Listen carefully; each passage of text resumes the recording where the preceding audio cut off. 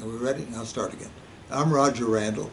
I was born in Tulsa, Oklahoma, and my mother was born in Tulsa, Oklahoma, which is not unusual today, but given my age and her age, that goes back a long ways. And went to school in Tulsa, went to university at the University of Oklahoma. In Norman. In Norman.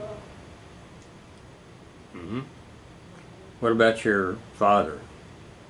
My father was born, I'm sure he was born in Arkansas. Mm-hmm. You know, my father's side of the family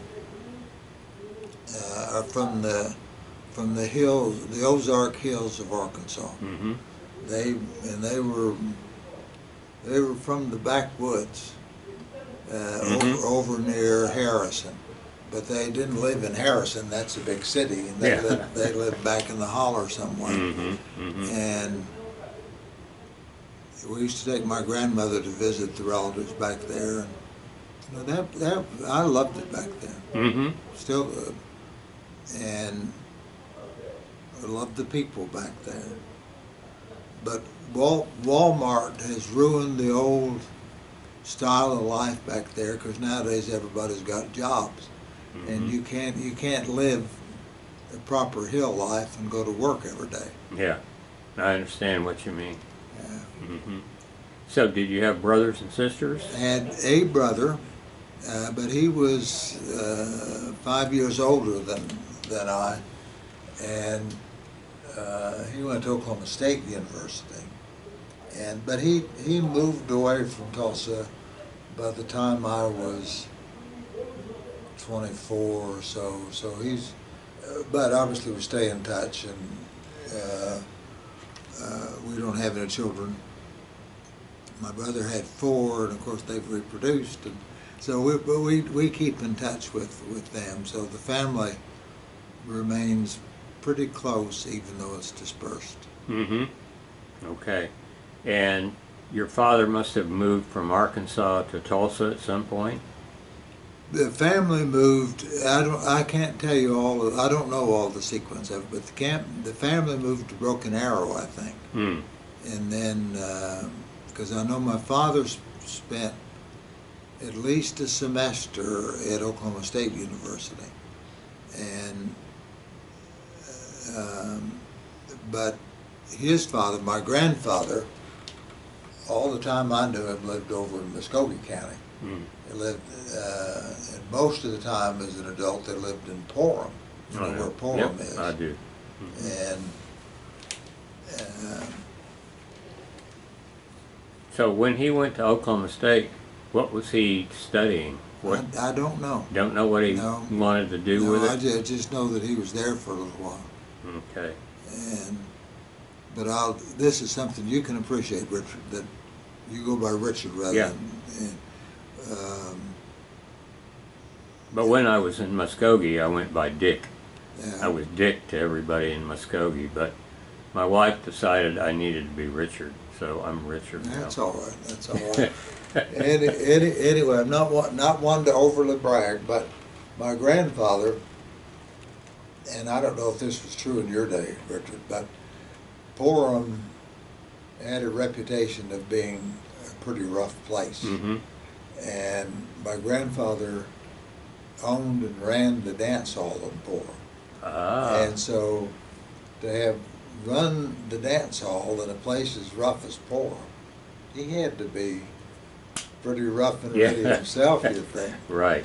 I would think that. Yeah, but I don't think that's a quality that I have. But so you're not a chip off the old block. Not in that way. Not in that sense. But I remember I've been fortunate over the years to travel a lot. I was in the Peace Corps in Brazil, so I've gone back to Brazil a number of times. But remember I got attacked and robbed by a whole crowd of young people once. This was several years ago. But where? And it was in a public park. You mean in Brazil? In Brazil. Oh. In a public park in Rio de Janeiro. But as I told my friends afterwards, you know, the good news is I was not hurt. I was robbed, but I was not hurt. Mm-hmm. The bad news is none of them were hurt either. And, Why did they attack you? You have any idea? to steal. Oh, they wanted your money. Yeah, They could look at you, size you up, and think, yeah, he's got money. yeah. And I had a fancy, what at the time was a fancy camera. That's, yeah. So it was, I was a good mark. Okay. But in Tulsa, where did you go to school? I went to elementary. I graduated from elementary. When I was elementary age, we lived for a little while, but actually before that we lived for a little while in Ada and a little while in Norman and so forth. So, but the elementary school that was significant was a place called Riverview, long gone. Uh-huh. But it was, you know, I grew up close to downtown in an old neighborhood that encompassed a lot of the old, nice houses of early Tulsa. Mm. Not all of them were in their prime at all, Richard, by the time I came along. Some were still well taken care of, but many were not. But to give you an idea how old that neighborhood was, and even when I was a kid, we thought this was pretty old timing, but there were 3 horse hitches still standing in the neighborhood. Huh. 2 were concrete, and 1 was your classic little bronze African-American boy that you, Uh-huh. so you see those a lot. Yep. Not as many as you used to, but you. But it's the old classic. Mm-hmm. Yeah.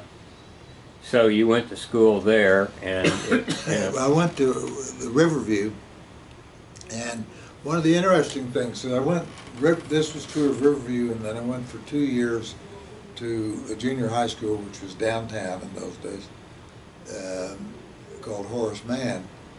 And in both cases, they were school districts that had very diverse, economically diverse populations. And so one of my grade school friends was the oldest son of John Williams of the Williams Companies, which is a big name in Tulsa. And you know, I was in his house at least once, so I can verify it was a big house. Uh-huh. But it was more visible in junior high, 7th and 8th grade, that, you know, sort of half the kids were not prosperous in background, the category in which I fell, and half the kids were prosperous in background, and you could tell by looking, by the way people dressed, who was in which crowd. That was a great learning experience, I think, for everybody in that. Our old Central High School in Tulsa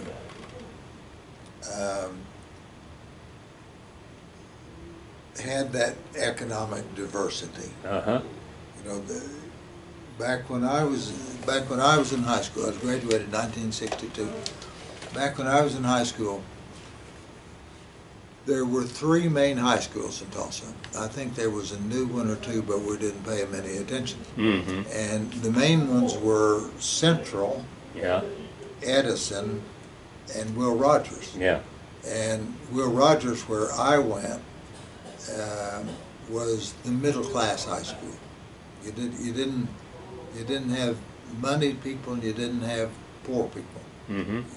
We probably did have, and I think I know one kid who was well-to-do, but we didn't think anything about it. Everybody was sort of accepted as being on kind of the same economic plane. Right.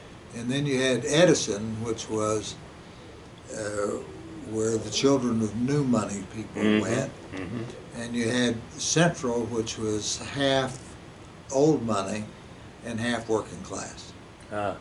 And so I had a lot of friends that were at Central, and I know that was good for them to have that mixing of the groups, because you learned a lot from that.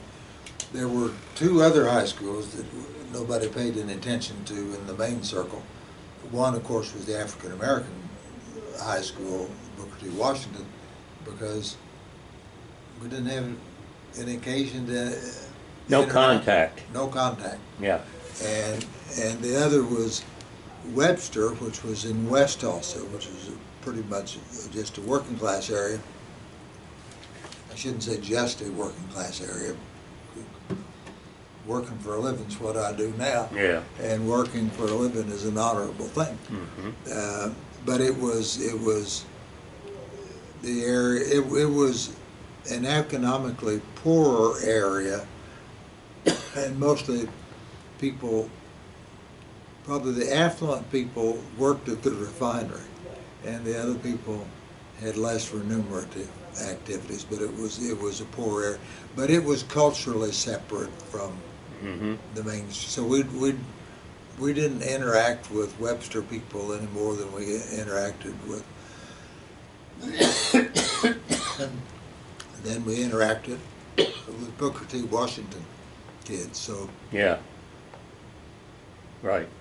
But anyway, as you said, it was a valuable learning experience.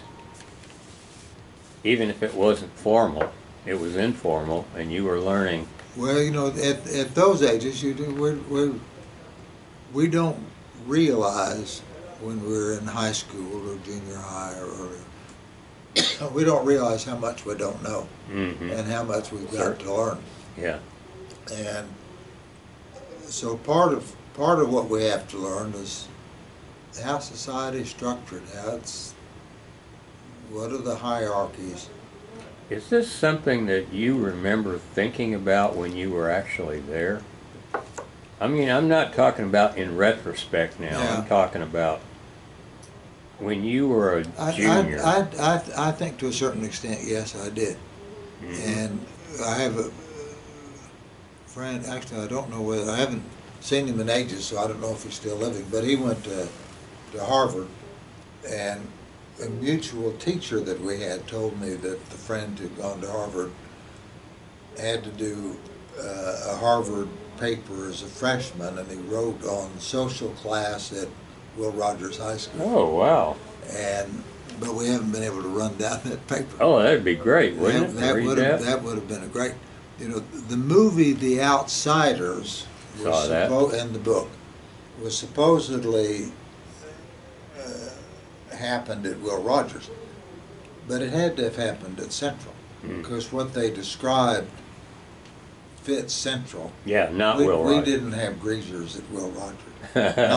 not at our high school, Richard. We didn't have that kind of thing. Okay. Well, that was some movie and some book. S.E. Hinton, I think, Yeah. wrote that. Yeah. She's still around, of course. Oh, I didn't know that. Yeah. Oh, all right. So, was there anything in your schooling that imbued in you a sense of adventure or a sense of, I think I know what I want to be now? Or did that not happen until you were in No, college? I think as far back as I can remember, I've always had a great desire to go off and see the world and find out what was going on in life. But if I can get up out of my seat for a Sure. minute, I keep in my office, unfortunately not the original, but a copy of a book that changed my life. Uh-huh. And a lot of people will tell you different things change Sure, your life. sure. This book changed my life, and it's by the Harry and Bernaro Overstreet, and the name of the book is "What We Must Know About Communism." Ooh. And the way it changed my life was not so much by the content of the book, though I read all of it and I probably don't remember a lot of it, but of course things I've learned a lot more too. But there was an appendix in the back.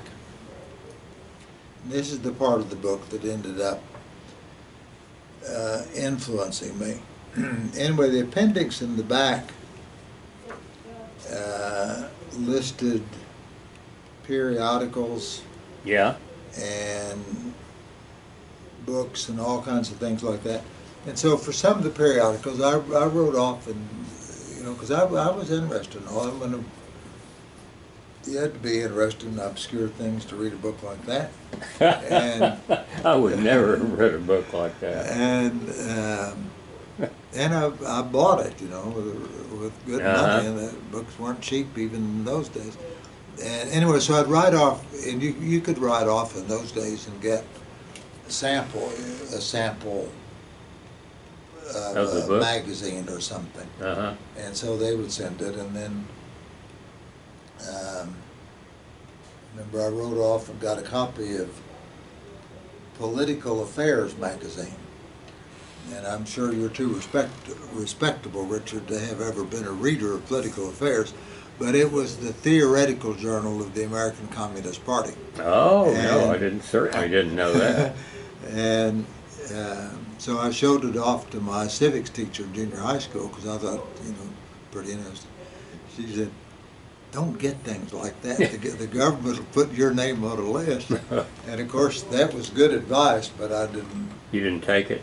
Well, I didn't have any particular interest in communism anyway, but so I hadn't written off anything more than that. But there was a magazine called The New Leader, which was sort of the anti-communist left of the labor movement, but intellectual kind of group. And it was a weekly in those days, and I got a copy of that, and I subscribed to it, and I read all that. And of course, they had a literary section. They had a lot of stuff. It was mostly it was international affairs. Were you interested in international affairs even as a kid? I wasn't a kid. I was in high school, Richard. No, okay. So yes, I was. Yes. And same way I was interested in politics and that kind of stuff too. Were you interested in becoming a class officer or a representative of any kind? My political aspiration was always to work for a politician, but I never had a chance to do that. So in desperation, I became the candidate myself. But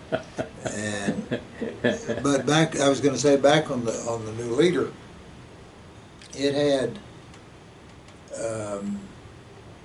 literary sections and all that kind of stuff. And so I would read a lot of that because I didn't know any of those things. And so I learned a lot about literature. And I'd read about James Joyce, and so then I'd go to the library and get a James Joyce book. So you were a very curious young man. Yeah. I still am curious.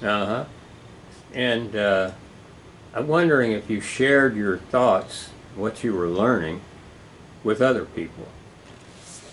In high school, we had a group, and we were all very tight, and so it was our own little social group.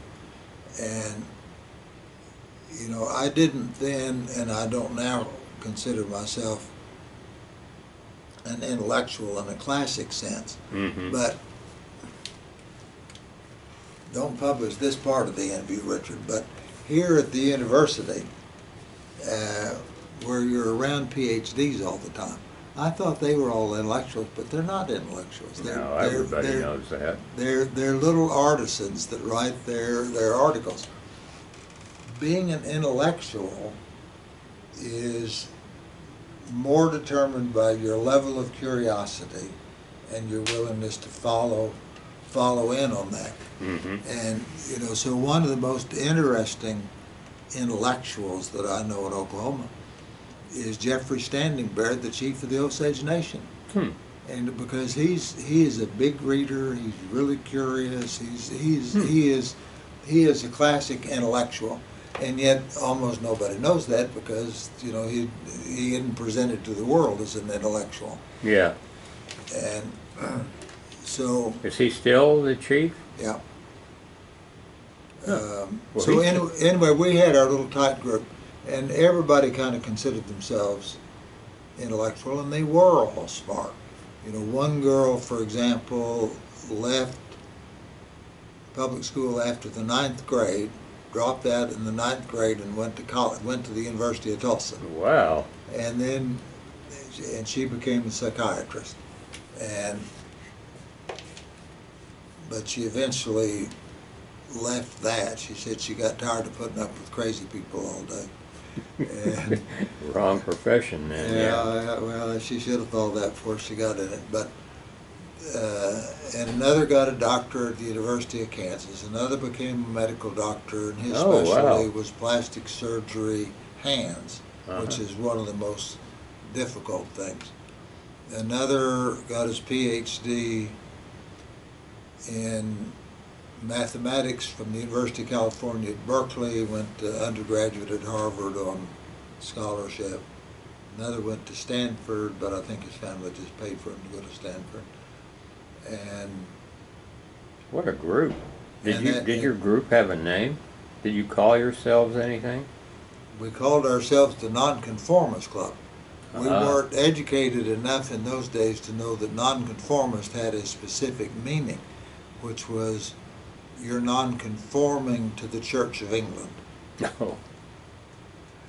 And, uh, but we were the Nonconformist Club, but of course we all conformed Of to course. the rules of the Nonconformist Club.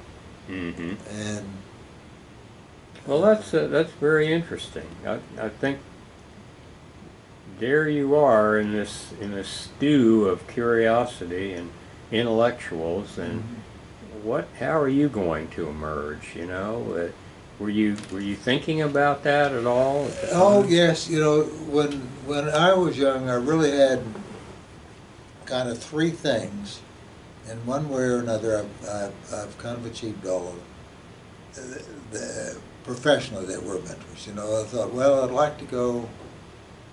I'd love to be a university professor, Mhm. which I became.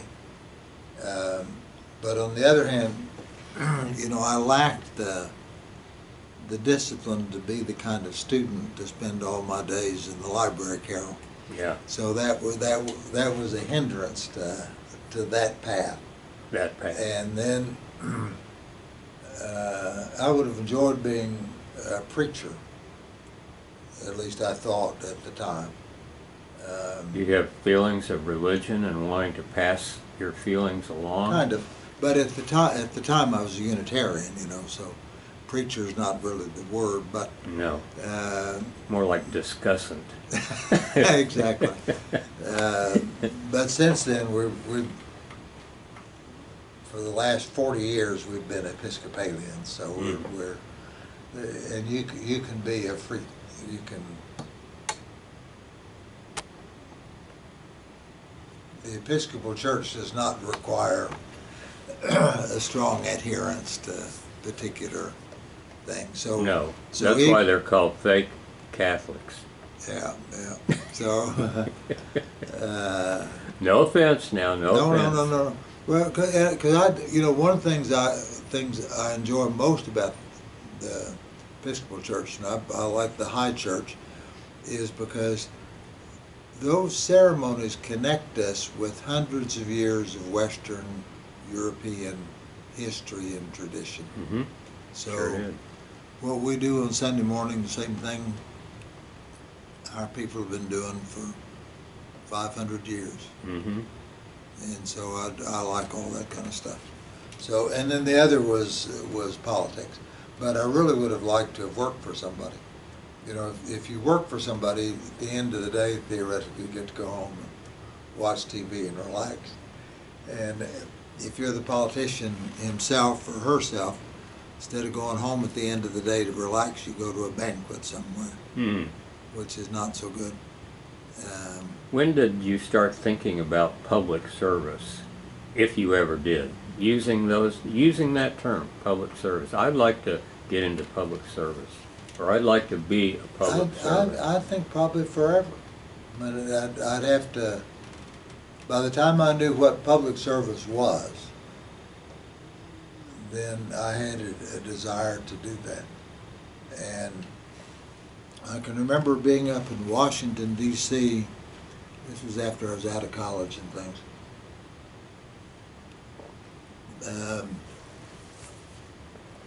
And we were you'd see those big buildings and all those people coming out of those big buildings. Yeah. And I think, oh, I'd love to be one of those people with one of those, because there was just a specialness that I saw in that world, that I suspect most of the occupants of those positions do not see the specialness of what they do. Mm-hmm. But Mm-hmm. you know, for me, you know, I could sort of I go up to Washington and see those little apartment buildings. And I thought, I'd love to live in one of those little apartment buildings. I'd love to have one of those little jobs and the big bureaucracy, and especially if you got somewhere really elegant like the State Department, that'd be great. But any of them would have been great. Mm-hmm. Did you go up to Washington? Did you, at that time when you were in high school, did you see it? No, not in high school. Went up. A friend and I hitchhiked up to Washington From Tulsa? from Norman when we were in college Okay. to go to a political meeting, and so we saw a little bit of things from that. And then I think the government paid for me to go up for a job interview once, to go, which if that had worked out, I probably would have been dead 50 years ago, because Why? it was to do kind of Peace Corps work in Vietnam during the Vietnam War. So I'm lucky that You didn't get it? Yeah. Yeah. Wow. And, Do you remember what that was called? Must have had a name. no. I'll research that. And then I remember being up there, probably when I was a legislator, because we'd have legislative meetings up there. Even when I was an elected member of the legislature, I think this would be pretty glamorous to have one of these little government jobs and do all that. Oh, yeah. But anyway, you left Tulsa to go to OU in Norman. What year was that? 60s? 62 is Two? when I started. Okay. And Then I went 3 years, and then at that time I was planning on going to law school, which I did eventually do, but I didn't follow the original plan. In those days, OU had what was called a combined curricular program. You go 3 years undergraduate, and then you go straight to law school. right. And that's what I was going to do, but then I went to the Peace Corps, and At the end of your third year at at the OU? end of third year at OU. So, Okay. and then, so I went off the Peace Corps. I was only in the Peace Corps for about a year because my father died and we had a lot of family confusion at home. And so I couldn't be gone anymore because my brother lived somewhere else. Anyway, it wasn't possible. And so I decided I'd sort of lost the enthusiasm for law school. So I went back and finished my 4th year at OU. Mm-hmm. And because I could do that and come home on the weekends and things. And What'd you get your degree in? political science with a minor in sociology and I think a minor in economics too. Did you have any professors there who were very motivational to you? That was, the world back then was different, Richard. And so to me, almost all those professors were big figures, you know. They were people you really looked up to. I don't get that sense that any of my students I've ever had the same feeling, but I certainly did. And so, and I had a particular interest in political science. I had an interest in electoral politics, you know, studying all that. So, you know, Joseph Prey was an expert in that. Yeah. So he to me he was a giant figure. John Paul Duncan, I wasn't so much on the philosophic side, but everybody thought John Paul Duncan was, and I thought too, was a great hero. Mm-hmm. And John Wood was the name of the chairman of the department. He was my advisor. Yeah. Johnny Wood. Yeah. I wouldn't have ever picked him as someone who went by Johnny because he was too dignified for that, from what I saw. I know I used to taunt him by calling him Johnny. Johnny. Yeah, I could tell it made him kind of uneasy. So and then there was a guy named Walter Sheffer who Yeah. mostly taught administrative stuff, and I had a chance to have lunch with him a few years ago. He's gone now, but he must have been 90 or so when we had lunch. So, Well, that was neat. so anyway, all those people were, were big figures to me. I had awe and respect for them, as we were supposed to have in those days. Yeah. Now, how did your path shift toward Peace Corps? How did that happen? Is Peace Corps something you had been thinking about when you were in college, or did it suddenly come up? No. I can remember, now the psychologists say sometimes we don't remember things as well as we think we do, but I'm confident because important things, for the most part, we remember. And I can remember reading a little article on the inside of the newspaper when John Kennedy announced the Peace Corps program when he was a candidate for office. Mm-hmm. And so I thought, that's something I want to do. That's something. Were you a big admirer of JFK? Yeah, yeah. Because I was involved in politics and By that time? yeah, yeah. When you were in college, you were involved in In high politics? school. By the time I was in high school. What kind of politics? Local politics. What would you do? Would you I'd pass out literature door to door. I'd do all kinds of for stuff. various candidates? Yeah. Whoever you liked, you'd campaign for? Yeah. Oh, Yeah. okay. And in retrospect, I think, well, that was a silly use of my time. I could have been selling encyclopedias door to door and made some money. But on the other hand, I learned so much from that. Mm-hmm. When we start at the bottom of something, which Yeah. certainly is what distributing literature door to door is, Yeah. you end up learning a lot. Mm-hmm. And so I think I learned a lot that served me well at a later time. But the biggest, when we jump forward to talking about the Peace Corps experience,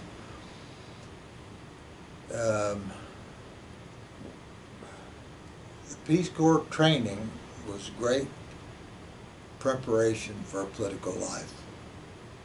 Let's get to that later. First of all, I want to ask for the specifics of when you decided that you would apply for the Peace Corps, and then describe how you did it, who you talked to, all of that, as much as you can recall.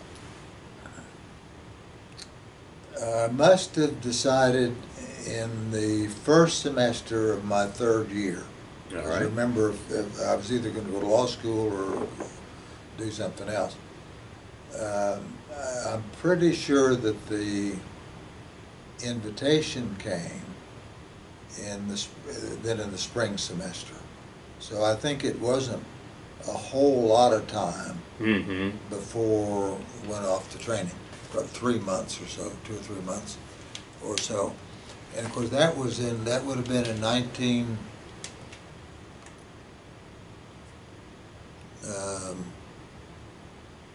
64? yeah. So 65. 65. Yeah. And you were still remembering that JFK talking about Peace Corps from a couple of years earlier. From when he was a candidate. Yeah, when he was a candidate. Well, the little article. Yeah. I thought That put the notion in your head. Right. And did you do any research after that? What is Peace Corps? Where is it? How do you get paid? Those were the early days of the Peace Corps, and it was considered a big deal. So there was a lot of news about the Peace Corps. Oh. So you didn't have to research anything. It was in the newspaper. Okay. That was a long time ago when we had newspapers, and So you got that information. Okay, so you felt like you were uh, well suited to apply I never, with what you knew. I never evaluated whether I was well suited. I knew I wanted to do that. Okay. And did you fill out a lengthy set of papers? Somewhere, and then we took a test too, as I recall. And it must have had a psychological part, and we can come back to that in a minute because the training program was full of psychological tests. Yeah. But yeah. there must have been a little bit of that, and I know there was a language part of it. Mm-hmm. You know, I didn't speak any languages, but it was sort of, can you hear the difference between pergunta and pregunta, Mm-hmm. Mm-hmm. which are one's Spanish and one's Portuguese, and they're different. Yeah. So, you know, things like that, so that to determine whether you had an ability to learn language. Okay. So you applied in '65, did you say? Yeah. Okay. 64. And you got accepted fairly soon after that. Yeah, they probably were scratching for people in those days. Well, I was just going to ask, what do you think you had that make them reach out to you and say, "Yeah, we want you"?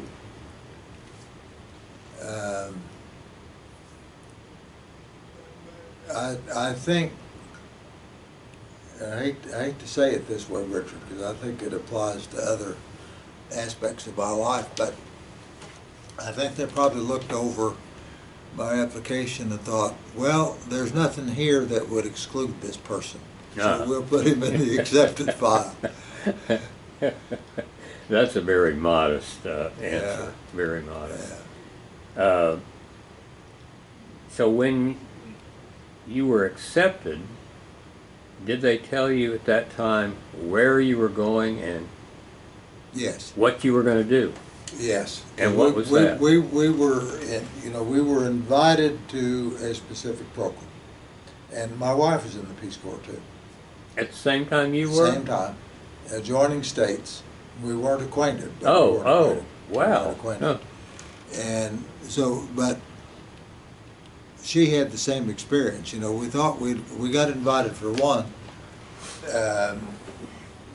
I think all of us thought, ideally, we'll be posted to a South Pacific island. Yeah, yeah. And I ended up getting acquainted with a fellow who had been posted to a South Pacific island, and it turned out to be a tremendous career opportunity for him because he had studied to be a social worker. Mm-hmm. And the island was so small, and there weren't many educated people, and anyway, he ended up helping the IMF count the coins and currency and anyway, it ended up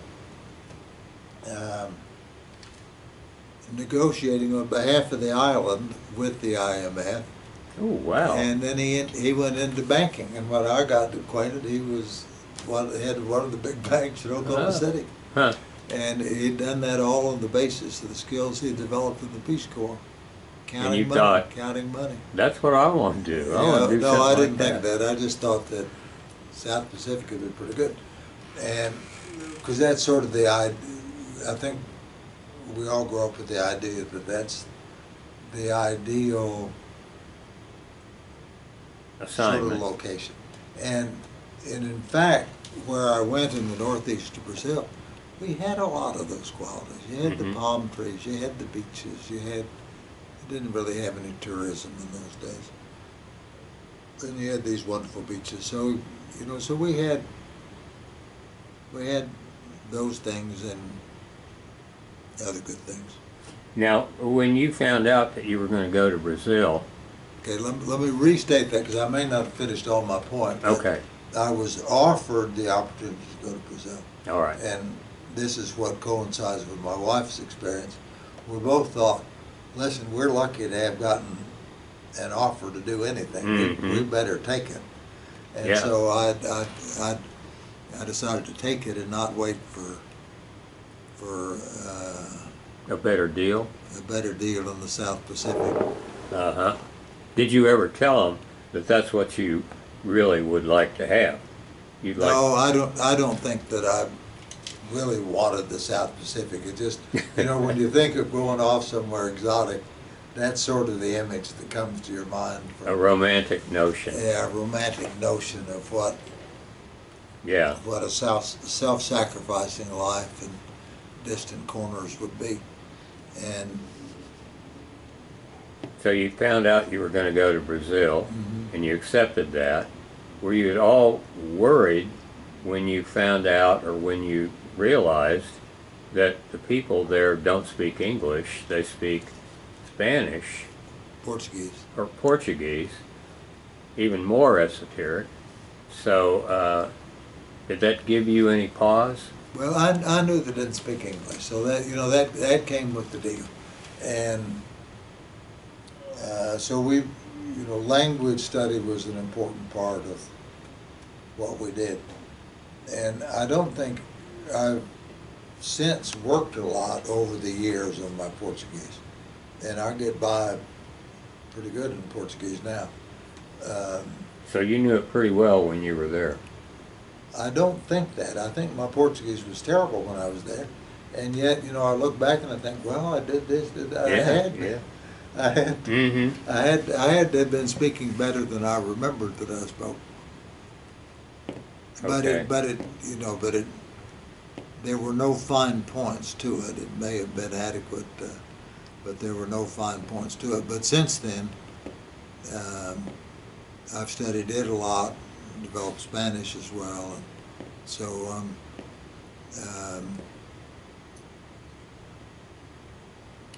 What did they tell you you were going to do? What was your assignment? Community development. And that, I gather, was the toughest of potential assignments, because the theory was that with community development, and let me back up to say, we were in Brazil in sort of the early waves of the big rural to urban migration. And it was just happening kind of, I was in a city in the northeast called Recife,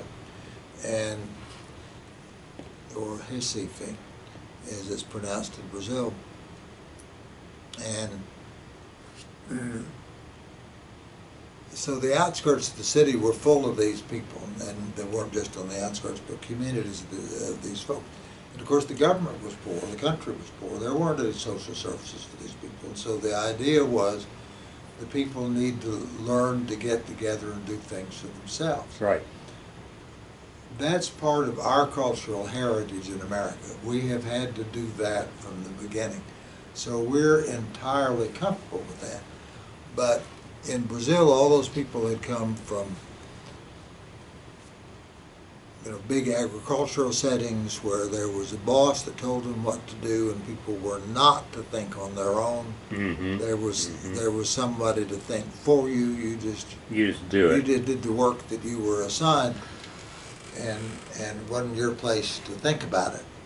And so that idea of people getting together and doing for themselves was really outside of the experience and cultural knowledge of everyone. That was an important factor. And then another important factor is that when we arrived, it was right after the military had taken over. We were just a year or so after that. There was still, I'd see it in the newsstands downtown when a new edict came out from the military saying these are new rules that Mm-hmm. the people shall follow. All that kind So of thing. it's a military dictatorship. It was a military dictatorship, Okay. and so it was still in the process of imposing itself, and it hadn't reached a full hardline level yet, even by the time I was there. And so the military certainly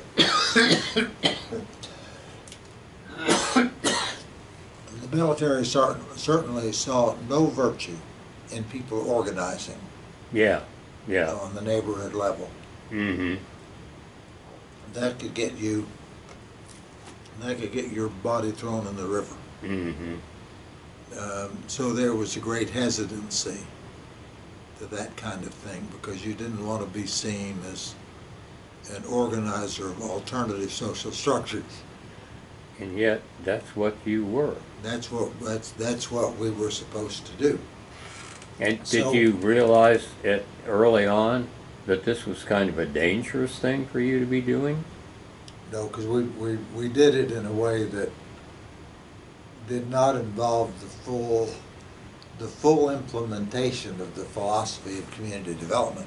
So what we did in minor ways was sort of activities that were sort of learning by doing. So we had activities, we had health programs. You know, we had a doctor that would come. I did health teaching. We worked with the schools. Had another volunteer for a while in the neighborhood.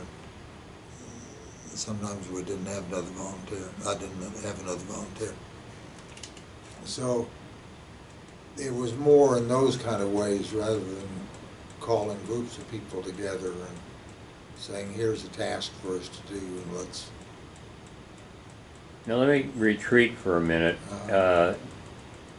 After you heard you were going to Brazil and you were going to report somewhere on a certain date, you and many others in your group, right? Right.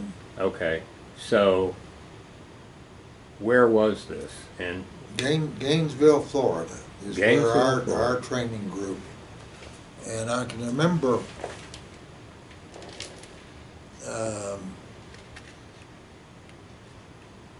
that was a great experience just going there. Because I somehow, you had more flexibility in those days with the airlines. So somehow I fixed the flight so that I spend a day in New Orleans. I'd never really seen New Orleans. Yeah. We'd been there once with my parents, and my brother lived up in Baton Rouge. And then there were no economy flights available over to Gainesville. So I got to go in a first class. That was a good experience. And Well, how long did you spend in Gainesville? oh, heaven knows, at least a couple of months, I think. Yeah. And then that was a great experience. What made it great? What made it great in Gainesville? Well, because we were all together. We were a very diverse group. You were from all over, right? Yeah, we were all over. We were. But all college graduates, I guess. Yeah. All young. Yeah. You didn't have any 50-year-old in there. No, I think we had an old man who was probably 30, and he seemed real old to us. But, Yeah. But it was sort of the ideal of the American young people going off to share our great expertise and wisdom with the world. Serve your country. Served our country. Mhm. And as friends in the military called it, they said, now we're in the War Corps and you're in the Peace Corps. And so anyway, it was great because we had, and it was fun to sort of adapt to everybody. And Oh, yeah. I had a great time. And Did anybody get deselected? a lot.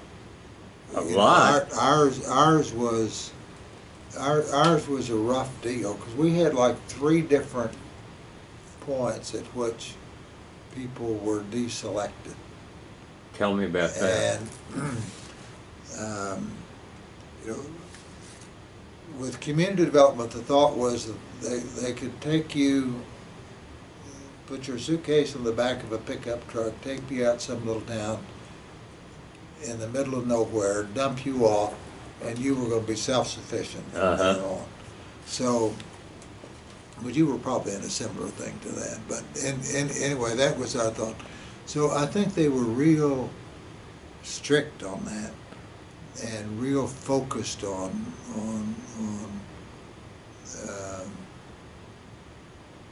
who knows what. But Who could do that? yeah, who could survive in this kind of setting?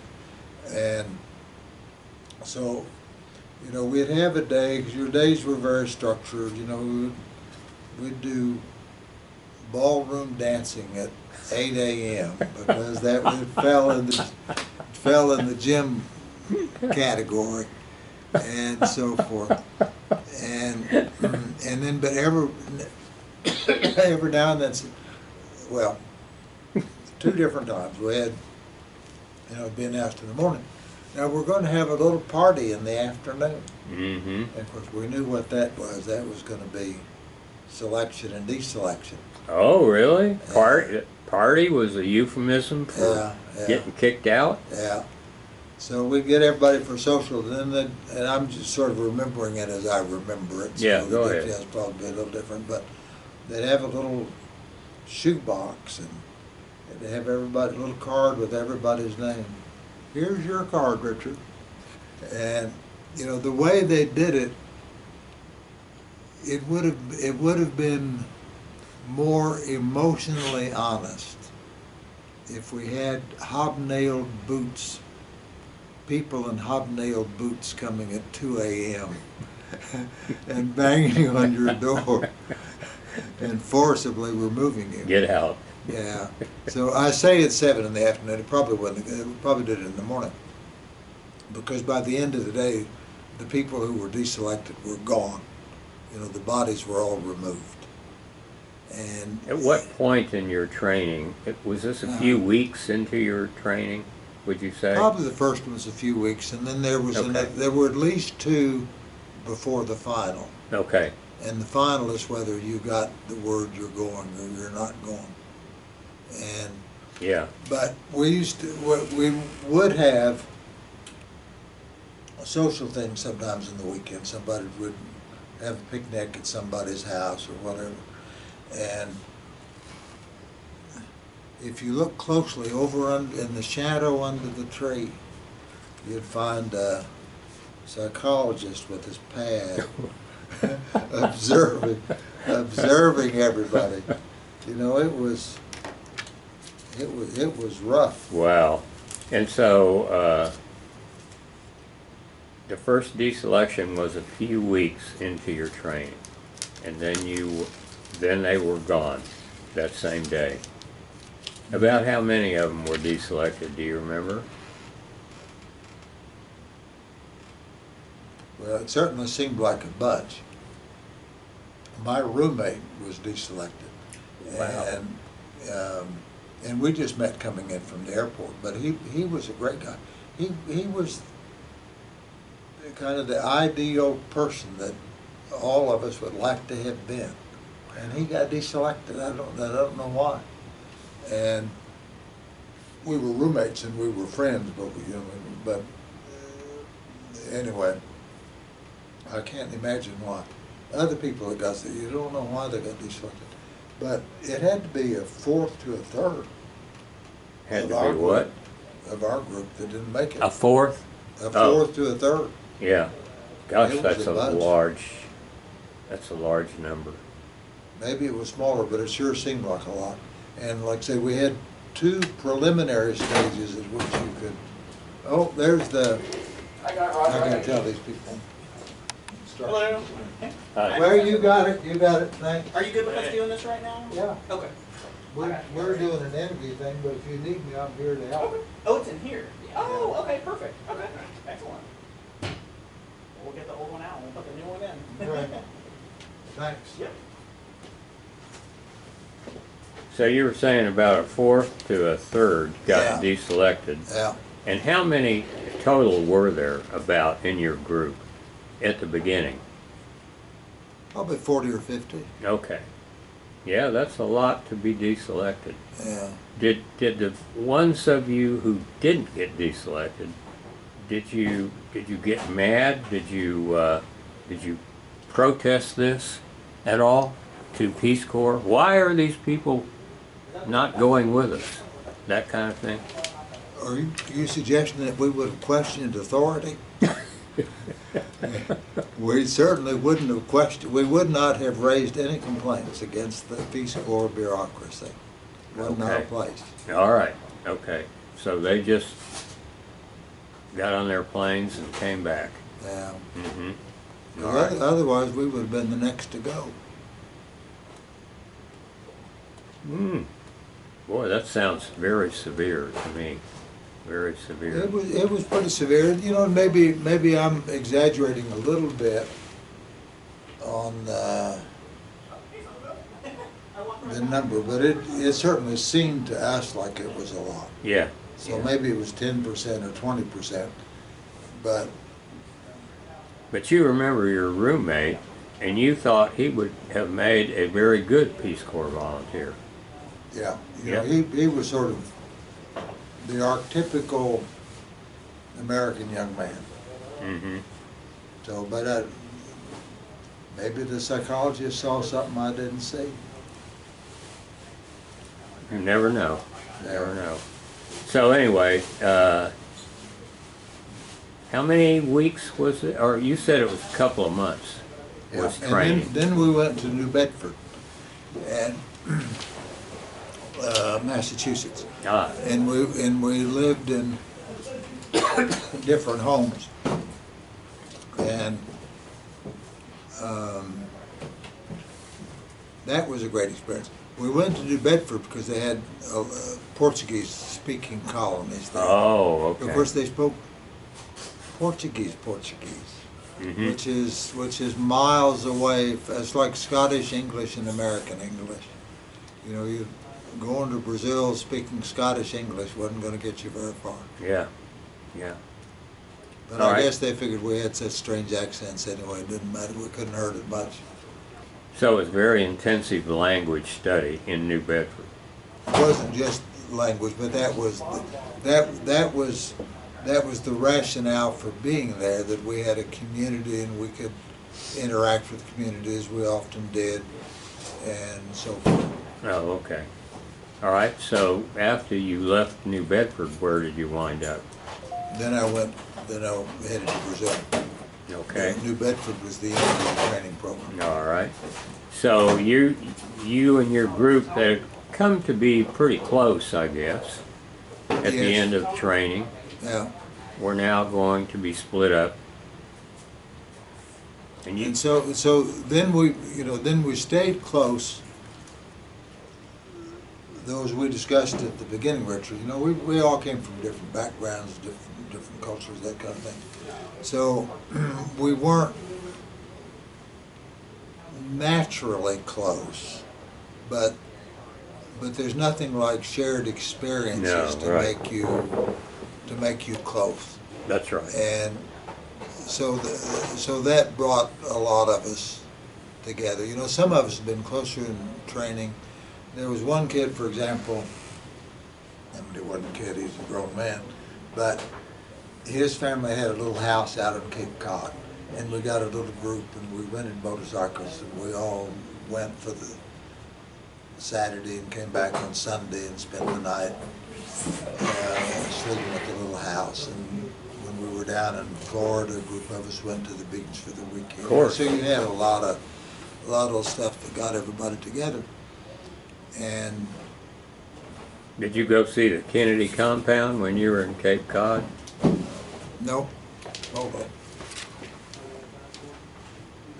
There's no problem to interrupt, and you just stops the camera. Actually, you sign it for me, sir. Okay. So I can make sure that it's one of the software. Okay. Now, what were you saying?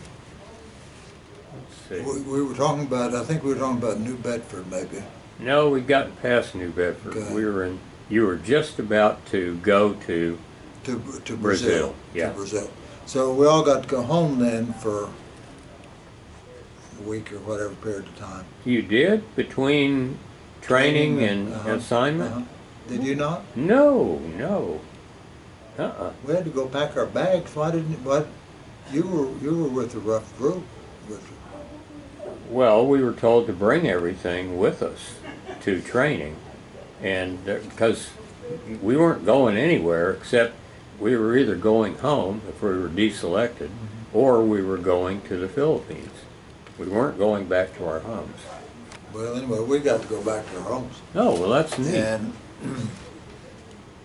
'cause I didn't bring all the stuff to. So anyway, so we went back home and then we went to Brazil. Do you know if anybody who went home for a week decided, I don't think I'm going to do this? I'm sure there weren't. Okay. Because remember in those days, well, you were part of those days, so you know the Peace Corps was new and it was glamorous and it was a very noble undertaking. Mm-hmm. Mm-hmm. Romantic, Yeah, I thought. yeah. Yeah. Okay, so you go to Brazil, and are you going to have in-country training there, or are you just going to your No, assignment? we're once we got to Brazil, we were ready to go to work.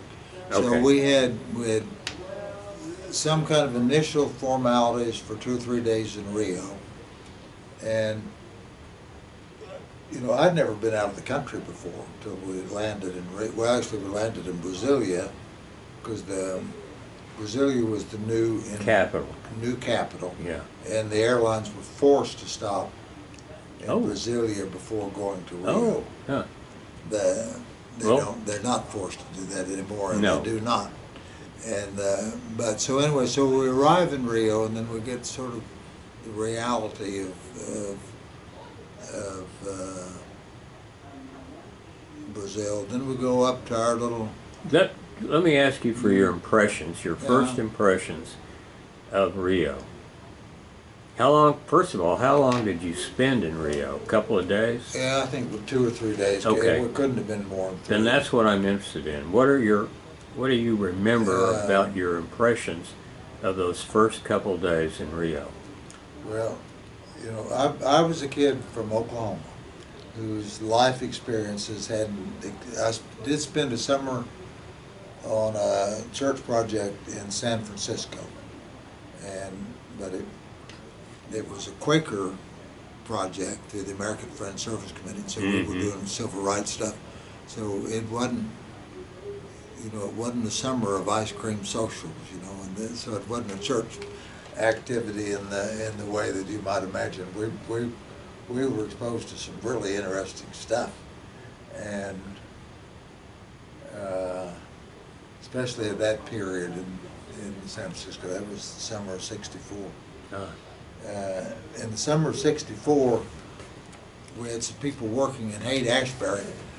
In those days, Haight-Ashbury was just a normal neighborhood. Uh-huh. It became a center of Hippies? hippies and stuff. But Yeah. in those days, I don't think the beatniks were still a few beatniks hanging around, and no hippies had been invented yet. Yeah. So it was a different era, but we were exposed to aspects of the new world coming that at least those of us. But we had an interesting group. Out of that group, I was with, and that federal judge in New York, and it was a good group. But anyway, back to the Peace Corps. So my initial impressions. Of Rio. There were a lot of things that were old. There were a lot of things that were beautiful. So we certainly had a sense that, you know, we were in a big metropolitan place. Very crowded, right? Yeah, but Tulsa in those days downtown was still crowded. So, but it was bigger and more crowded. More exposure to poverty than we'd had before. And I remember on the, I guess it was a bus coming in from the airport, we passed a truck delivering beef here and there. And of course it was all raw, and the guys handling the beef were all covered in blood. Mm-hmm. You know, so there were some rough edges we hadn't encountered in Oklahoma. Yeah, And, for sure. Was it hot? I don't remember it being bothersome, but we'd spent the summer in Gainesville. Oh, Florida, well. So we were prepared. You were acclimated. Yeah, and I was from Oklahoma too. So, but there were some things. I remember a little example that a little group of, must have been probably 4 of us, went to lunch one day at the Museum of Modern Art, which in those days, relatively new, and it had one of the most elegant restaurants in Rio. Oh, that must have been something. By the time we got settled into our sites, you know, we didn't have elegant anything, and we didn't miss it, but we were still. Let me go check on these guys for me. So, after you leave Rio, where are you going? Oh, let me finish my Rio story Okay. though. So, but we had things that represented being exposed to a new world in different kind of ways. So a group of us went to have lunch at the Museum of Modern Art, and in those days, the menu was in Portuguese and in French. This is a long time ago, when French was the international language. And I remember that our butter came served on lily pads. And so it was elegant, and of course, you know, we had properly trained waiter, and one of the volunteers was indiscreet enough to ask the waiter, "Why is the menu in French?" And he said, "Matter, this is an international restaurant." Of course, today it'd be in English because it's the international language. Yeah. And by the mid-60s, Brazil was already fully connected to the U.S. economically, but culturally it was still connected to France. Yeah, okay. All right. So they were willing to make money with the Americans, but they certainly didn't aspire to a culture at that level. They were strictly French in orientation. Those were the people in Rio, Yeah. but the people that you got to know were not like that. No, they didn't know where France was, or they didn't. And you were in community development, and you had to find out when you got there, I guess, exactly what community development involved. Well, they kind of told us that. We had to find out what we could do. You know, we had to sort of invent our own work. And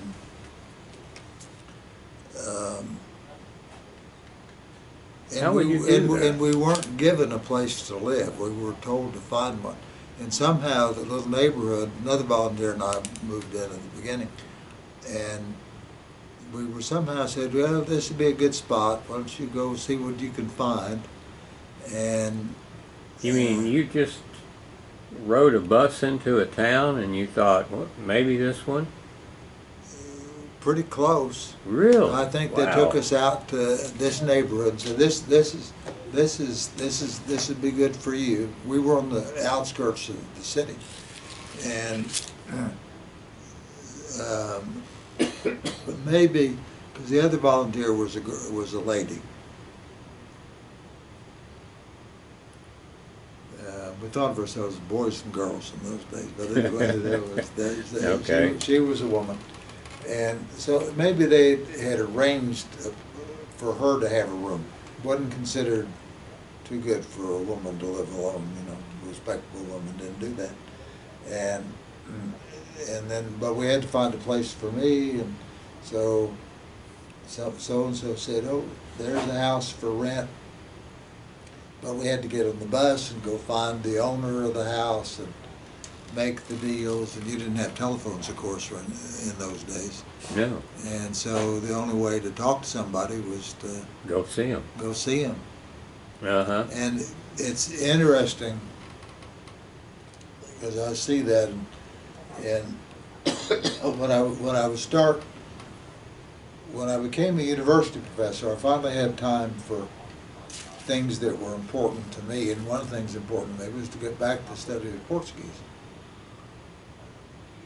So initially I used TV a lot. the big network in Brazil is called the Globo, and the quality of their programming is excellent, still excellent, except I don't watch it, but I'm sure it's still excellent. But I'd watch a lot of these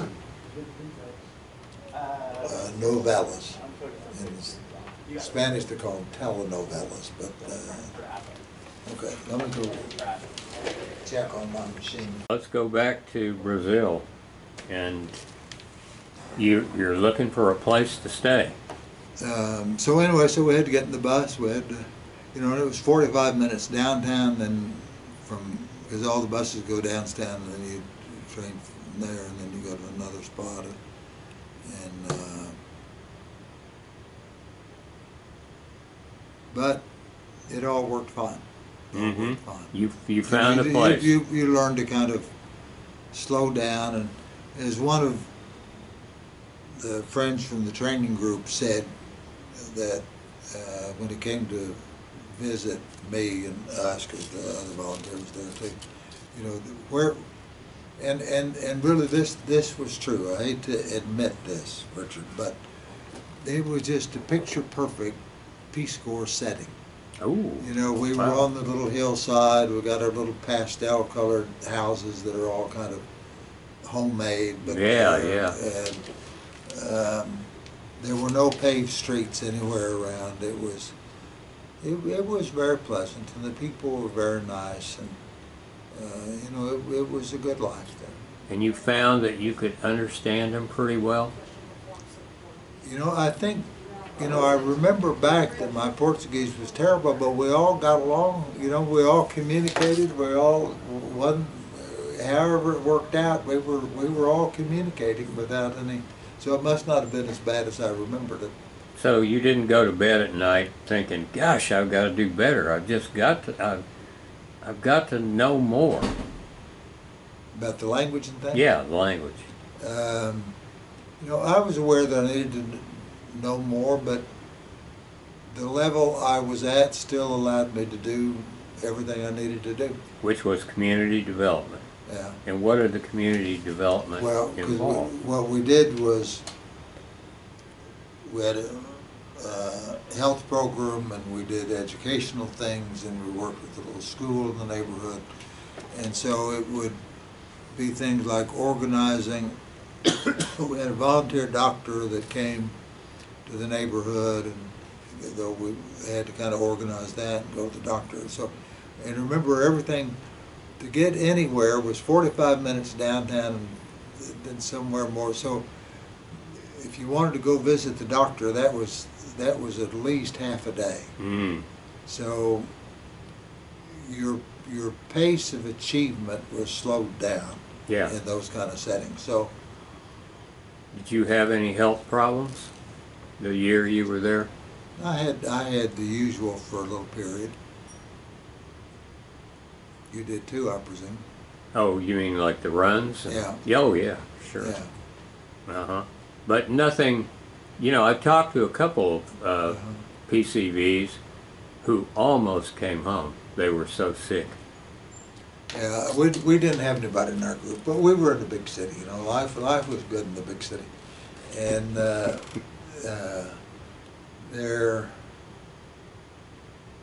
I know for some of the American expatriates, there were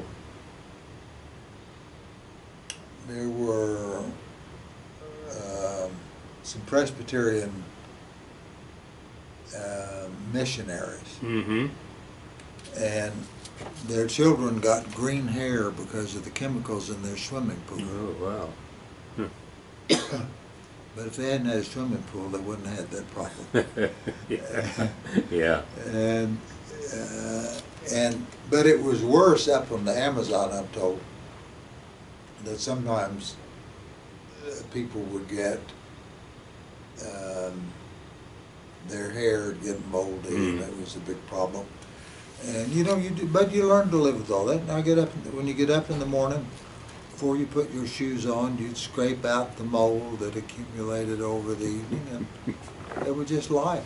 Did you have a lot of mosquitoes at night there? Actually, we didn't. We had flies. Flies. And I remember it was a great sort of a celebration, because we had two or three other volunteers over. You know, the little houses that we lived in didn't have glass windows or anything. They just Right. had the wooden shutters, and probably quite similar to what you had in the Philippines. Yes. So until you went to bed at night, your windows were open. The houses were small. They're all close together, though we had a little bit of advantage because we were on a hill, so that gave you a little bit more privacy. But essentially, your private life indoors was on public display to everybody. And that's why you couldn't. That's why you couldn't have a date over there too, right? Yeah. Even if you saw a lovely lady that you'd like to know better, you wouldn't do it, right?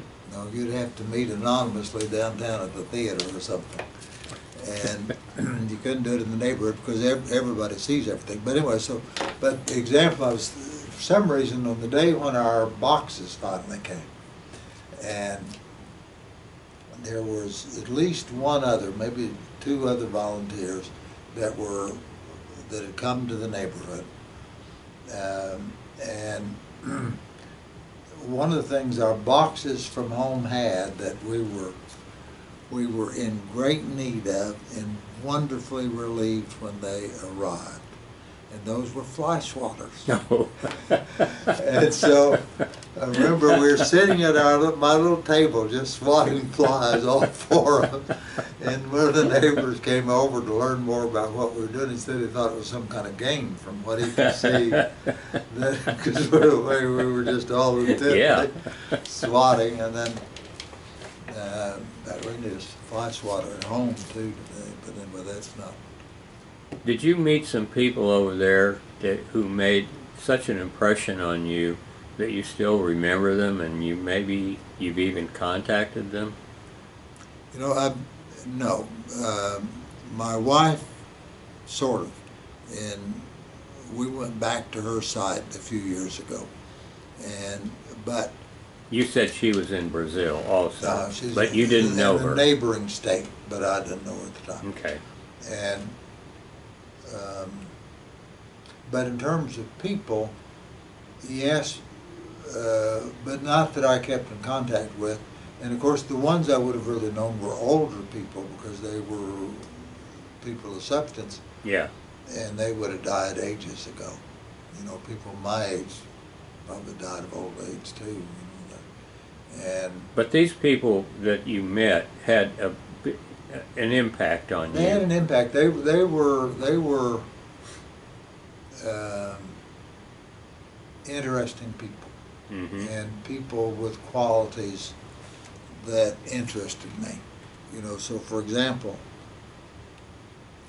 down at the bottom of the hill, which is probably halfway down the hallway, you know, not very far, was a little grocery store.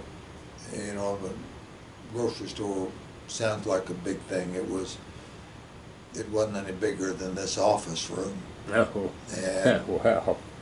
but he had a refrigerator because he sold cold beer. And but he was a Protestant. The Protestants were just coming in. They're quite important in Brazil now, but they were just coming in at that time. And of course, he didn't drink. And you know, you hated to go buy a beer from him because you knew it hurt his heart every time you bought a beer. You shouldn't sell them then. Yeah, well, that's true. But I was more of a Coke drinker anyway, so I didn't break his heart too often. But when we had guests over, Yeah. But he you know, he was a wonderful and kind person. There was a fellow who was pretty affluent, and I don't know how we got acquainted with them. And he wanted us to do a little project, me and I presume others too. But for whatever reason, we didn't do it. And I look back and I regret on that. But he was a fascinating guy because he had he had 12 children. And he said he had the smallest family on the block. But you know, of course, you can have an unlimited number of children if you've got an unlimited number of hired hands to help you, an unlimited number of maids. Yeah. So I don't think 12 was unduly burdensome for the missus, because she didn't have to do any of the heavy work. But Yeah. they lived in an old house, you know, what would be a classic old house. I don't remember much about it. I remember the paint on the wall was peeling, but I guess that was sort of the style, because I think they were affluent. Oh. You know, but so it was sort of an old money thing that you would have peeling paint on the walls. I was under the impression, at least, that he was a director of the television station in town, and so I think he was of substance, and he traveled extensively in the U.S.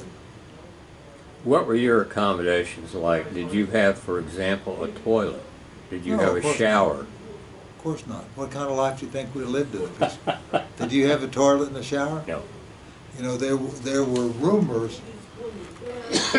I like to believe they were unfounded rumors, but I don't know that they were unfounded.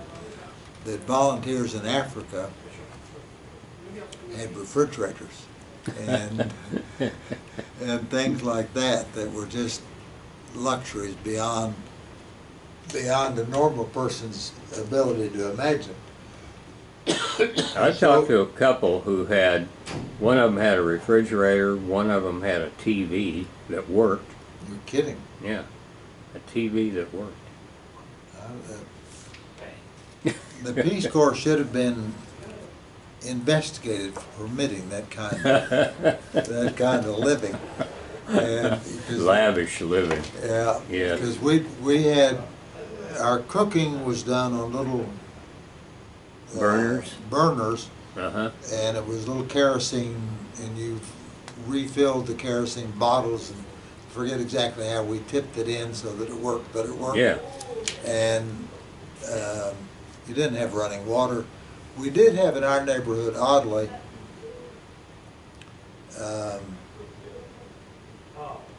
indoor outhouses, and it worked real well. So there were holes in the ground, but they were covered up with some kind of Yeah, it was sort of a little thing frame. you sat on it, but it was kind of like a toilet, but it wasn't ceramic or anything. It was just concrete and wood, and then you flushed with water, so there wasn't anything wrong with it. And of course, the house was just tiny. You know, maybe the whole thing wasn't any bigger than this room we're in.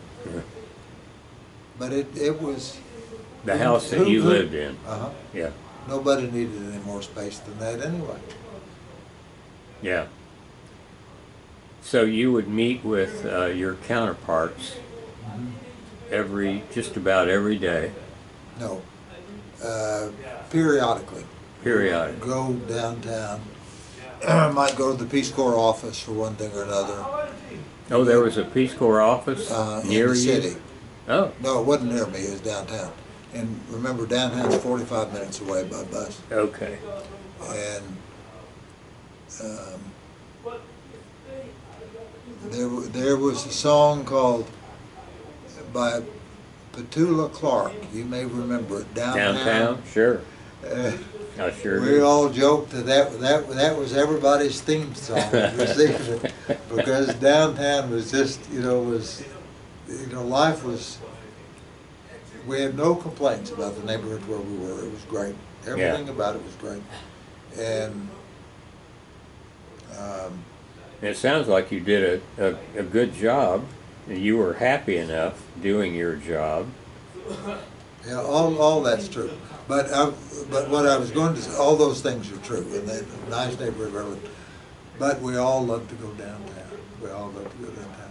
There was a big movie theater, which is still there, but it's just art theater or something now. And we didn't appreciate it at the time, but it really was an elegant spot. And but one of the things you always wanted to do when you went to the movie theater was go to the bathroom, because they had these shiny ceramic Yeah. facilities. It was just so elegant, and there was a little spot, and the movies were great to see, and it was air conditioned and everything. And there was a little shop that sold pastries next door to the theater. You'd always get a nice sweet pastry and have a Coca-Cola or something. Yeah. It was nice. Oh yeah, yeah. Did you look at that as a kind of a reward? You reward yourself by going there, and I don't think of it as a reward, but I'm smart enough to see that it was a little bit of luxury in the world. mm-hmm. That's right. They also had a funny thing called shamati. That was mate tea. You know, in the south of Brazil and Argentina, Uruguay, a lot of mate tea. But this was mixed up in some kind of funny way, and they had powdered fruit flavors that they put in it. There was a little, and we all developed a big appreciation for that. But not everybody. It was one of those things you kind of gained as an appreciation, because we remember we had some visiting volunteer from somewhere else, the interior or something, and I and whoever was the other volunteer, we were all downtown, and so we took them to the shamate stand, and I remember the volunteer said, "Is this some kind of medicinal drink?" So it wasn't. It was not obviously immediately apparent to everyone the virtues that this had. And then a lot of us would meet fairly regularly, but I can't define what fairly means in the sense of fairly regularly, for dinner. And curiously, I can't even imagine how we communicated to set that up, because we had no phones. No phone. Yeah. So, but somehow we would get the word out, and then a group of us, or 5 or 6 or 7, and it was a good life. It was a good life. So it was a good life, and it lasted a little over a year, I guess, in your life, and then you got notified. What? Tell me about the circumstances of the notification about your father. I remember the area director came, and he had to walk up the little dirt path, sort of up the side of the hill. Sort of either I heard him, whatever he called me, or I heard him anyway. And I can remember him sort of hollering to me the news that my father had died. He hollered to you that your father had died? Yeah. I mean, it sounds bad, but it wasn't. It does sound bad. It didn't seem inappropriate at the time. Okay.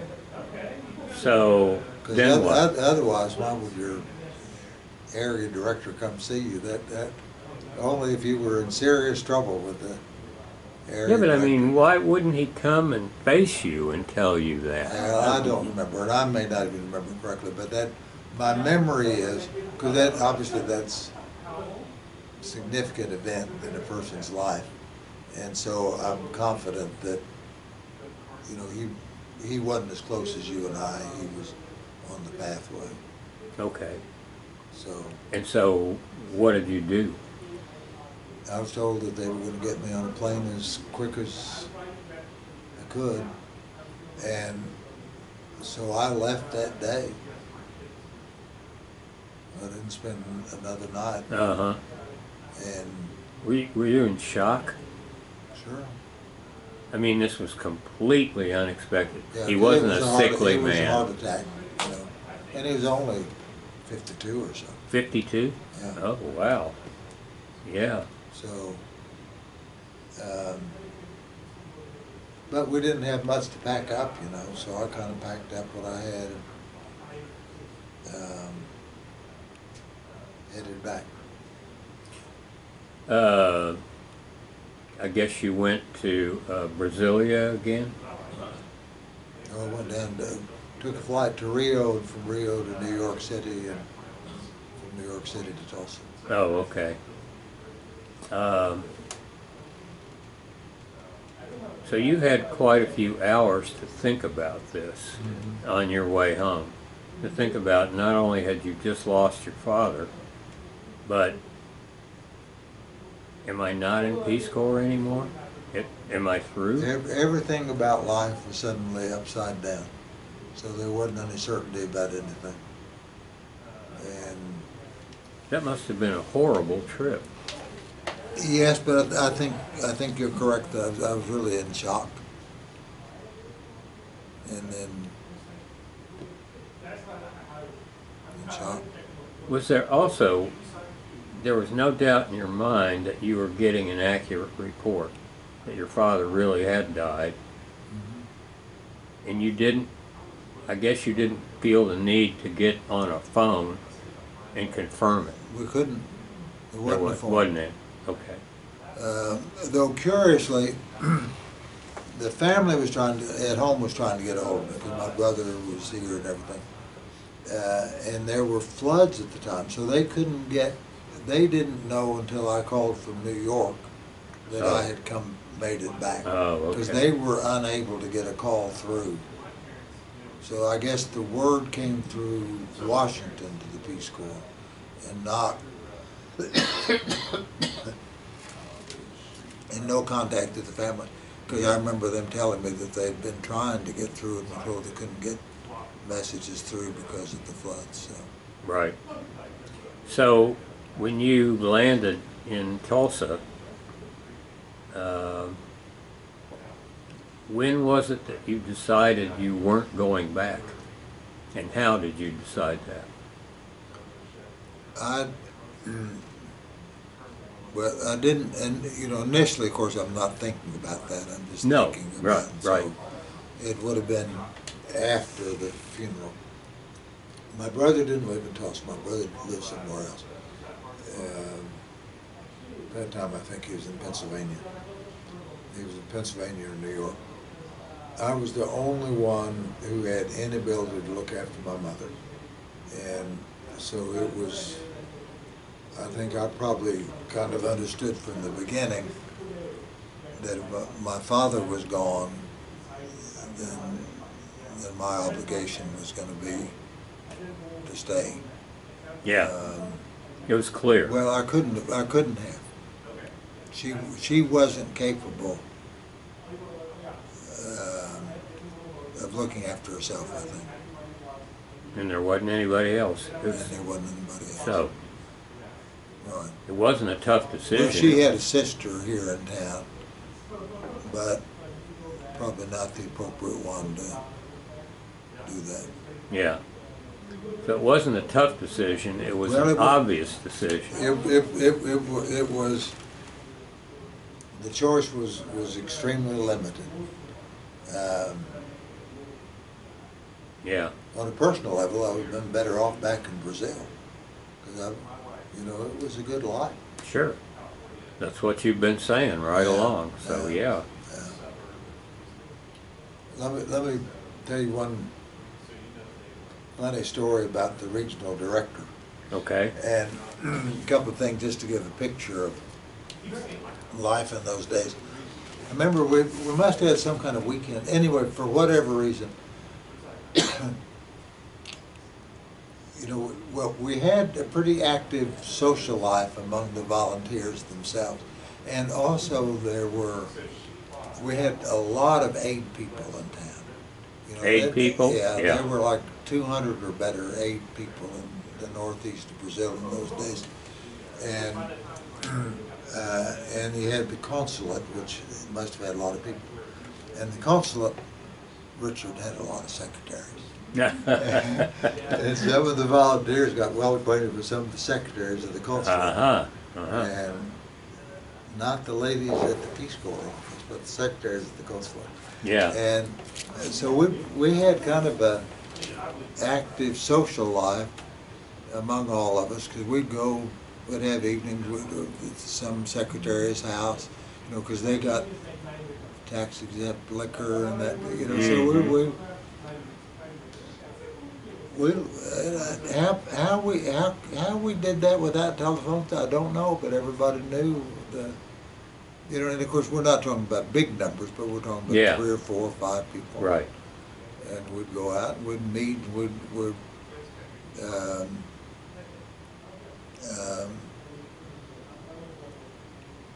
Recife in those days, and still is, I presume, the big port city. And, you know, port cities have a certain kind of life. Yeah. And those places were,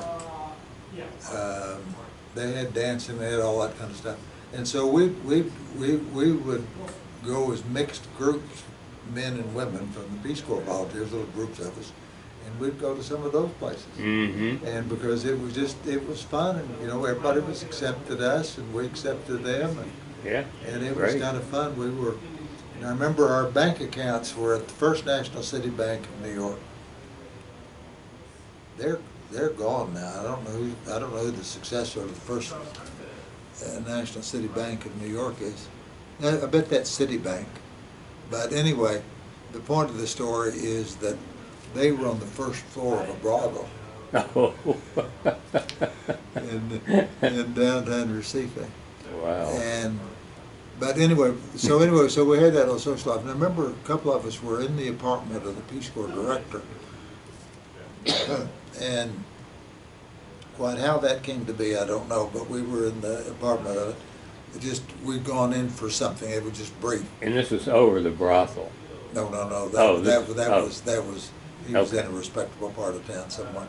But the point of the story, we were in long enough that somebody had occasion to open his refrigerator and saw he had a whole cake in there. The whole And- case? Cake. Cake. Oh. Cake, C-A-K-E. Oh. And we all thought, wow, look at this kind of high living that the administrators have got. They got refrigerators, they eat cake, they got Yeah. all kinds of stuff that were beyond our way of life. But the other story, you're old enough to remember to understand the punchline to this story, but anyway, they would periodically do surveys to see if the amount we were receiving to live on was adequate. Yeah. And of course, for the way that we lived, it was adequate. Mm-hmm. But you know, we're proper Americans, and so we want more. Yeah. And so when they would do the survey, we'd have to figure, now how can I? And so you know, and I remember getting my survey back with big letters written on it from the area director. Who does your shopping, Haile Selassie? And That's good. but you know, it's funny when you look back on it, because we didn't get, I don't remember how much we got, but if we said how many dollars it was, anyway, Doesn't matter. doesn't matter. The point is, we had plenty, but we had plenty because of the style of life that we lived. Yeah. You know, I remember when we first got to Recife, the whole group went and had, or a lot of us that were going to be in the city, I guess, we went and had a lunch at sort of the fancy old classic restaurant in the city, which is, I gather, is still there. And I remember having a whiskey sour cocktail and thinking what an extraordinary expenditure this was. Yeah, yeah. And probably there'd never be anything like that for a long time. So indeed, you know, once we got settled in, nobody went and had a whiskey sour cocktail. No. That was not part of our world. No. You No. could have a beer, Yeah. you could have a Coca-Cola, but you didn't go to fancy. But on the other hand, we had money for all the beers anybody could want. We had money to go out and, you know, a nice restaurant, you know, and we, there were a number of nice restaurants in town. Sure. You know, so we you know, I guess we had really the ideal sort of income. We covered our basic expenses without sweat, and we had money left over for Mm-hmm. extras that we might want to do. Yeah. But like when it came time for my vacation, and I went down to Rio for the vacation, you know, we didn't take the airplane. You know, Too much. that was for rich people. Yeah. Actually, I took the ship, which was more expensive than the bus, but I came home on bus, Mm-hmm. on the bus. So, you know, we had, you know, we self-defined our style of living so that it fit comfortably into Yeah. the income that we had, And you could enjoy it. and we could enjoy it. So, Yeah. you know, so we and of course we were constantly aware of how we were so much more privileged than everybody else. Yeah. Well, let me ask you, a lot of Peace Corps volunteers have told me that they considered the experience to have been transformative to their life. Mm-hmm. Is that a word that you would use? I can't imagine how anyone could spend time in the Peace Corps and not be transformed by the experience of the Peace Corps. So it was transformative in ways that I think are probably very difficult to identify. And they're difficult to identify because the before and after are so different that Yeah. you don't remember your perspective on the world in the before. But let me give a couple of perspectives on that. All right. One is that I mentioned earlier that Peace Corps training, in sort of my initial experience in the Peace Corps, but particularly this Peace Corps training, was a great political background. So this is my little notebook.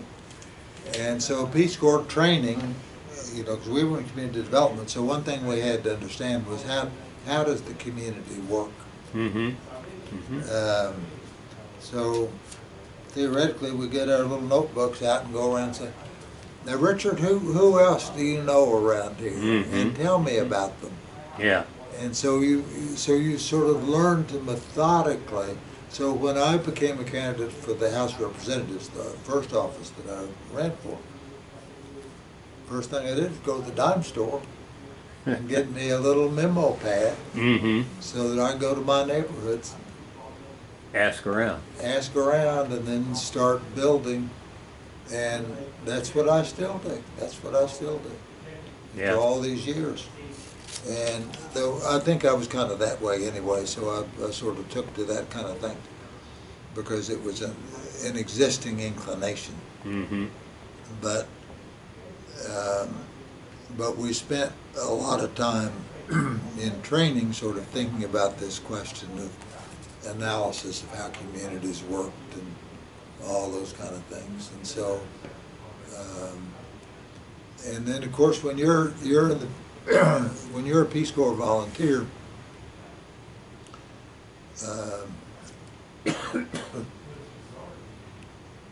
you are a public figure 24 hours. Mm-hmm. Exactly. And so you sort of learn what that means. Because I can remember when we had rains and we had floods, and I wanted to go down so bad, and I think the bus wasn't running, but I had a chance to get on this truck. But it didn't stop, it was moving. Uh-huh. So, you know, my only option was to go and jump on that truck. And I might or might not have made it, and if I didn't make it, then 25 neighbors are going to see me make a fool of myself. Yeah. Yeah. And you had to say, well, I'm willing to risk making a fool of myself. Unfortunately, I couldn't do it today, I don't think, but I could. But I did at that time. Yeah. I suspect I would try today and then be surprised that I can't make it, but I Mhm. would, but in those days. So you're, And just to add another thing is you know you also learn to be. I think I probably was naturally inclined to this way a bit too. You learn to be sensitive to people. You know, try to read people and that kind of. So Yeah. there's a lot of training and all that. But I also know there were points in which, you know, I was grossly insensitive, and it was, you know, the only reason nobody, well, very rarely would anybody be intentionally grossly insensitive. mm-hmm. You're grossly insensitive if you're grossly insensitive and don't know that you're being grossly insensitive. Yeah. And because I remember a couple of times with the other volunteer in my neighborhood where, you know, she was going through hard times and I didn't perceive it and I wouldn't support when I should have been and that kind of thing. Mm-hmm. Those are things you learn from. Those are things Carry you it learn on. from. Yeah. Yeah.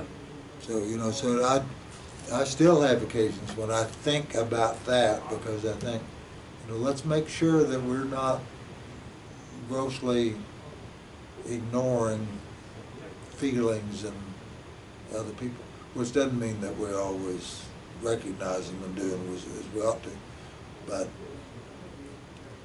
you learn a lot and that's helpful. So, Yeah. but as I used to tell my students, you have to remember, where you got people, you got trouble. And so, you know, that's inherent too. That's inherent. That's true. Okay, I think Okay. I think that ought to do it. There's some a lot some of those things that it makes me think of a popular expression you hear often in Brazil today. It just comes with it.